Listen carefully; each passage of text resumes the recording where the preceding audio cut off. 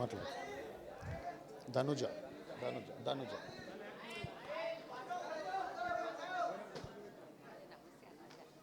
BRS పార్టీలో join అవ్వడానికి ఇంత పెద్ద ఎత్తున విచ్చేసిన ముఖ్యంగా హాల్ మొత్తం యువకులతో నిండిపోయింది. మీ అందరికీ ఒక ముఖ్య విషయం ఏంటంటే జూబ్లీహిల్స్ ఎన్నికల్లో దాదాపు 75 నుంచి 80% అంతా యూతే ఉన్నారు. కాబట్టి ఇక్కడ కూడా యూత్ వచ్చినందుకు మనస్ఫూర్తిగా అభినందనలు, ధన్యవాదాలు. ఏ సర్వేలు చూసినా కూడా బీఆర్ఎస్ వైపే పరిగెత్తుతున్నాయి. మన గెలుపు దాదాపు ఖాయమైనట్టే. మనకు కావాల్సింది ఇప్పుడు మెజార్టీ. మన ప్రతిపక్షం మన ప్రత్యర్థి కాంగ్రెస్కు కావాల్సింది డిపాజిట్ గల్లంతు కావడం. ఆ విధంగా మనం ముందుకు వెళ్ళాలి. ఆ విధంగా మనం కష్టపడి పనిచేయాలి. మీ అందరికి తెలిసిన విషయమే, ఈ ఎలక్షన్ మనకు చాలా ప్రతిష్టాత్మకమైన ఎలక్షన్. ఇది మన సీటు, మన అభ్యర్థి. ఇక్కడ గోపీనాథ్ గారు అనుకోకుండా మరణించడం జరిగింది. కాబట్టి మన అభ్యర్థిని సునీత గారిని అఖండ మెజార్టీతో మనం గెలిపించాలంటే ప్రతి ఒక్కరు ఎంతో కష్టపడాల్సిన అవసరం ఉంది. ముఖ్యంగా ఎంఐఎం, బీజేపీ, కాంగ్రెస్ ఈ 3 పార్టీలు నానా విధాలుగా ఏదో ఒక అపనింద వేసి ముందుకెళ్ళి ఎలక్షన్లో గెలవాలని ఆశిస్తుండ్రు. కానీ వాళ్ళ కుయుక్తులు మనం ఎట్టి పరిస్థితుల్లో సాగనీయొద్దు. రాబోయే రోజుల్లో ఈ రాష్ట్రంలో త్వరలోనే మళ్ళీ బీఆర్ఎస్ పార్టీ అధికారంలోకి వస్తుందని ప్రగాఢంగా మనం అందరం నమ్ముతున్నాము. ప్రజలు కూడా నమ్మించాలంటే భారీ మెజారిటీతో జూబ్లీహిల్స్లో మనం గెలవాల్సిన అవసరం ఎంతైనా ఉందని సందర్భంగా తెలియజేసుకుంటున్నాను. ఈ మధ్య మీరు అందరూ చూస్తున్నారు, రాహుల్ గాంధీ గారు బీజేపీకి బ్రాండ్ అంబాసిడర్ అని బీజేపీ నాయకులు తెరుస్తారు. మీ అందరికీ తెలిసిన విషయమే. రాహుల్ గాంధీ గారు బీజేపీకి బ్రాండ్ అంబాసిడర్. ఆ విధంగా బీజేపీ వాళ్ళు ప్రచారం చేసుకుంటే మన బీఆర్ఎస్ పార్టీకి తెలంగాణ రాష్ట్ర మంత్రులే బ్రాండ్ అంబాసిడర్గా నిలబడి మనల్ని గెలిపిస్తున్నారు. ఎందుకో మీ అందరికి చెప్తున్నా. ఈ మధ్య వాళ్ళు ప్రచారానికి వచ్చారు, తెలుసు కదా. తెలంగాణ క్యాబినెట్ మొత్తం జూబ్లీహిల్స్ మీద పడ్డది. వాళ్ళు ఎప్పుడైతే అరుగుపెట్టిరో సర్వేలో మనం ఎటో ఆకాశానికి వెళ్ళిపోయినాం. వాళ్ళ అస్తవాస అటువంటిది. మరి వాళ్ళు మొన్న చూసిన ఒక మార్కెట్లో కూరగాయల అమ్మే మహిళ దగ్గరికి వెళ్ళి ఎలా ఉందమ్మా, ఎట్లా ఉంది పరిస్థితి, ఎవరికి ఓటేస్తారంటే మేము కేసీఆర్కి ఓటేస్తామని చెప్పారు. చల్లగా సందుల పడి జారుకున్నారు మంత్రులు.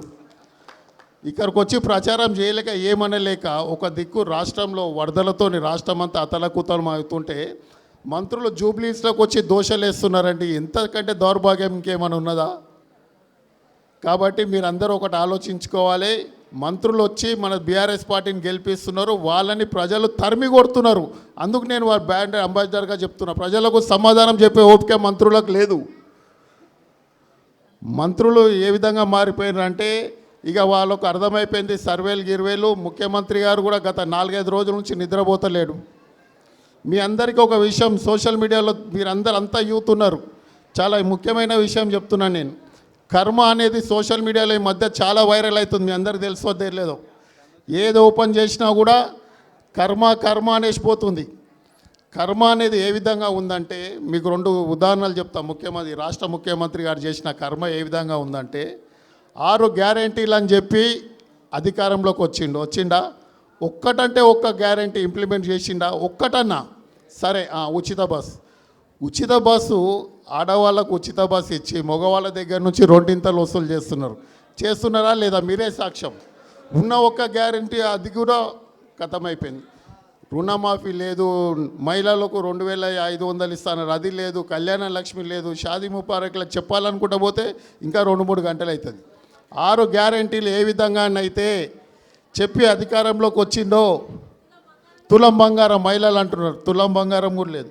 6 గ్యారెంటీలు ఇస్తాన్ని అధికారంలోకి వచ్చిన కాంగ్రెస్ పార్టీ, ఈ ముఖ్యమంత్రి కర్మ అనేది ఏ విధంగా ఉంటుందంటే తన అనాలోచిత నిర్ణయాల వల్ల అవే 6 రూపంలో అతను మెడకు చుట్టుకొని ఈరోజు ఎవరమంటలేము. ఆల్రెడీ జనాలకు అందరికి వచ్చేసింది. ముఖ్యమంత్రి కూడా నిద్రలేని రాత్రులు గడుపుతున్నారు. ఎందుకంటే ఫెయిల్యూర్ ముఖ్యమంత్రి అని ముద్రపడిపోయిందంట. ఈ మాట మనం ఎవరమనలే, ముఖ్యమంత్రి గారే అనుకుంటారు. మీరు చూసిండొచ్చు ఈ మధ్య అతను ఏవైతే 6 గ్యారెంటీలు అన్నారో ఆ ఫెయిల్యూర్కి ముఖ్యమైన ప్రధానంగా 6 ఏదైతే అనాలోచిత నిర్ణయాల్లో మొదటి నిర్ణయం MRD Musi river development project తీసుకొచ్చిర్రు. అక్కడి నుంచి పతనం స్టార్ట్ అయింది. మీ అందరి సాక్ష్యం. సోషల్ మీడియాలో మహిళలు ఏ విధంగా దుమ్మెత్తిపోసిరో ఈ ముఖ్యమంత్రిని, భారతదేశంలో ఏ ముఖ్యమంత్రి కూడా ఇంత తొందరగా అంతగా అవమానపడలేదని సందర్భంగా నేను ఘంటాపథంగా చెప్పుకుంటున్నాను. ముఖ్యంగా గౌతమ్ గారు రావాలి. ముఖ్యంగా హైడ్రా, దాని తర్వాత మూసీ రివర్ డెవలప్మెంట్ తర్వాత హైడ్రాకు సంబంధించిన అంశం. నిన్ననే మన గౌరవ వర్కింగ్ ప్రెసిడెంట్ కేటీఆర్ గారు హైడ్రాకు సంబంధించి చాలా మంచి ప్రజెంటేషన్ ఇచ్చారు. అందులో ఏ విధంగా ఇల్లులు కోల్పోయిన తల్లిదండ్రులు, ముసలి వాళ్ళు, పిల్లలు బుక్కులు కూడా తీసుకునే టైం ఇవ్వకుండా అన్యాయంగా దౌర్జన్యంగా వారి ఇల్లులను కూల్చేస్తే ఇంతకంటే దౌర్భాగ్యం ఇంకొక మాట ఉండదు. హైడ్రా తీసుకొచ్చి బడుగు బలైన వర్గాల, ముఖ్యంగా పేదల పాలిట నెత్తి మీద హైడ్రా అనేది ఒక భూతాన్ని ఈ రాష్ట్ర ప్రభుత్వం ప్రవేశపెట్టింది. దాని తర్వాత లగచెర్ల గిరిజనుల పట్ల ఏ విధంగా లంబాడి సోదరులు, లంబాడి నాయకులు గిరిజనుల పైన ఏ విధంగా లగచెర్లలో ముఖ్యమంత్రి గారు సొంత వారి చుట్టాల కోసం అక్కడ ఫ్యాక్టరీని నిర్మించాలనే ఉద్దేశంతో లగచెర్లలో భూమిని కబ్జా చేయాలని వెళ్ళి రాడ ఎంత పెద్ద ప్రతిఘటన. దాన్ని మనం అడ్డుకున్నది మన గౌరవ కేటీఆర్ గారు. మీ అందరికి తెలిసిన విషయమే. మూసీ అయింది, హైడ్రా అయింది, లగచెర్ల అయిపోయింది. ఇప్పుడు ఇంకొకటి ముఖ్యమైన విషయం, బనకచెర్ల అనే ఒక ప్రాజెక్టు. తెలంగాణ నీటి వనరులను ఏ విధంగా దోచుకోవాలనే ఉద్దేశంతో చంద్రబాబు గారు బనకచెర్ల ప్రాజెక్ట్ నిర్మిస్తే దానికి అతని శిష్యుడు రేవంత్ రెడ్డి గారు ఏ విధంగా సహాయక సహకారాలు అందిస్తున్నాడో చూడు. ఢిల్లీకి పోయేమో మేము ఆపుతున్నాం, చర్చనే లేదంటారు. ఇక్కడనేమో ఆల్రెడీ టెండర్ దశకు వచ్చేసింది బనకచెర్ల. తెలంగాణ వాటాకు రావాల్సిన నీటి దోపిడీ జరుగుతున్నా కూడా మొత్తం కంటికి గంతలు కట్టుకున్నంతగా ఇక్కడ ఉన్న ముఖ్యమంత్రి వివరిస్తున్నారు. తెలంగాణ ప్రజలంతా గమనిస్తున్నారు, తెలంగాణ వాదులందరూ.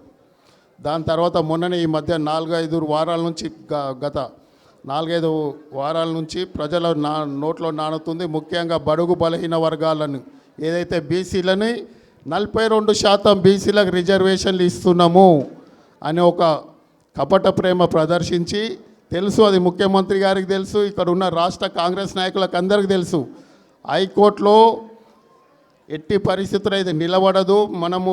మనము దాన్ని శాసనం చేసిన, ఆర్డినెన్స్ చేసిన నిలబడనే ఉద్దేశంతో బీసీలని మోసపుచ్చడానికి 42% బీసీలకు రిజర్వేషన్ అని దాన్ని ప్రెసిడెంట్ దగ్గర పంపి దాన్ని ఎట్టి పరిస్థితులు ఆమోదం పొందదని తెలిసి కూడా బీసీలలో వాళ్ళ ఓటు బ్యాంక్ కోసం వాళ్ళని కాపాడుకోవడానికి 42% అంటే డ్రామా ఆడిండ్రు. 42% రిజర్వేషన్లకు బీసీలకు దక్కాలంటే పార్లమెంట్లో షెడ్యూల్ 9లో చేర్చాలి. ఇది చదువుకున్న ప్రతి పిల్లలకు అందరికీ తెలిసిన విషయమే.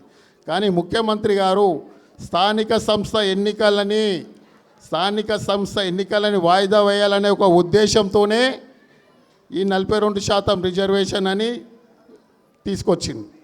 అంటే కొన్ని రోజులు సర్వే కాంగ్రెస్కి అనుకూలంగా ఉన్నప్పుడు ఈ సర్వే రిపోర్ట్ని ముందు పెడదాము, సర్వే వచ్చే వరకు 42% రిజర్వేషన్తో కాలయాపన చేద్దామనే ఉద్దేశంతో 40 అందులో అబాస్ పాలైపోయిండు. ఇప్పుడు లాస్ట్కు మిగిలింది మొన్న జరిగింది. మీ అందరికి తెలిసిన విషయం, ఎంత పెద్ద ఇన్సిడెంట్ జరిగిందో. ఈ రాష్ట్రంలో శాంతి భద్రతలు ఏ విధంగా ఉన్నాయో చూడండి మీరు. మొన్నటికి మొన్న ఒక డెక్కన్ సిమెంట్ కంపెనీ అతన్ని పిలిపించుకొని ముఖ్యమంత్రి పేరు చెప్పుకొని అతని అనుచరులు పాయింట్ బ్లాక్లో గన్ను పెట్టి వసూలు చేయడానికి పోయారు. మీ అందరికి సాక్ష్యం చూసారు. ఆ ఇన్సిడెంట్ ఎంత పెద్దగా, అసలు శాంతి భద్రతలు కాపాడాల్సిన ప్రభుత్వమే అందులో ఉన్న వ్యక్తులు ఈ విధంగా దౌర్జన్యాలకు పాల్పడితే రేపు వేరే రాష్ట్రాల నుంచి, వేరే దేశాల నుంచి పెట్టుబడులు ఎట్లా వస్తాయని సందర్భంగా నేను అడుగుతున్నా. ఆ విధంగా వాళ్ళు వసూల కార్యక్రమాన్ని ఒక మంత్రి గారే ఐజీకి ఫోన్ చేసే వరకు మనకు తెలియదు రాష్ట్రంలో ఏం జరుగుతుందో. ఆ విధంగా వాళ్ళు ఆ రోజు అతన్ని బ్లాక్మెయిల్ చేసి పెడితే తర్వాత దాని జరిగిన పరిణామము కొండా సురేఖ గారు మంత్రి గారి ఓఎస్డీని సస్పెండ్ చేయడం, అతను పట్టుకోనికి వస్తే అప్పుడు మంత్రి గారి కూతురు ఏ విధంగానైతే చెప్పిందో దీనికి ప్రధాన సూత్రధారి ఎవరని ఆరోపించిందో మీ అందరికంతా తెలుసు. ముఖ్యమంత్రి గారి పైన డైరెక్ట్ వేలైతే చూసినా, అనుచరుల పైన చెప్పినా కూడా ఇప్పటి వరకు వారిపైన ఒక కేసు లేదు, ఏం లేదు. ఇట్లా ఆరు అంశాలు ఏవైతే ఉన్నాయో దీనివల్ల మొత్తం కర్మ లాగా రేవంత్ రెడ్డి గారి మెడకు చుట్టుకుంది. ఇవన్నీ ఒక్కేతైతే యూట్యూబ్ ఛానళ్ళని సొంత యూట్యూబ్ ఛానళ్ళని పెట్టి ఉన్నది లేనట్టుగా బీఆర్ఎస్ ప్రభుత్వం పైన కేసీఆర్ ప్రభుత్వం పైన లేనిపోని వార్తలు ప్రచురించి అధికారంలోకి వచ్చినాయి ముఖ్యమంత్రి గారు. ప్రస్తుతం అవే యూట్యూబ్ ఛానళ్ళ ద్వారా సర్వే రిపోర్ట్లో బీఆర్ఎస్ పార్టీ అఖండ మెజారిటీతో గెలుస్తుందని తెలిసి వారిపైన నిన్ననే కంప్లైంట్ ఇచ్చారు వాళ్ళ ప్రజాప్రతినిధులు. కాబట్టి కర్మ అనేది ఎవరిని వదలరు. ఈ దేశానికి రాజైన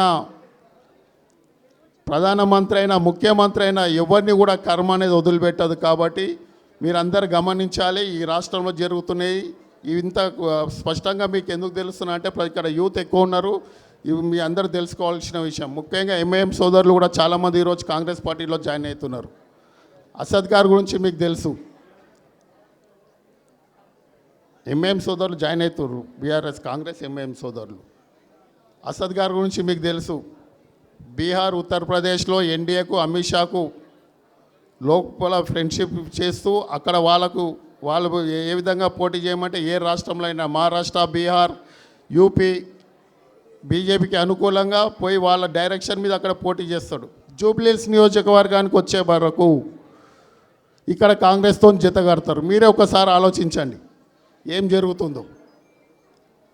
కాబట్టి ఎంఐఎం సోదరులకు ఈ సందర్భంగా నేను తెలియజేస్తుంది ఏమంటే షాదీ ముబారక్ మైనార్టీలకు ఎన్నో స్కీములు తీసుకొచ్చారు కేసీఆర్ గారు ఎంఐఎం సోదరులకు చేసినంత ఏ ప్రభుత్వం చేయలేదు.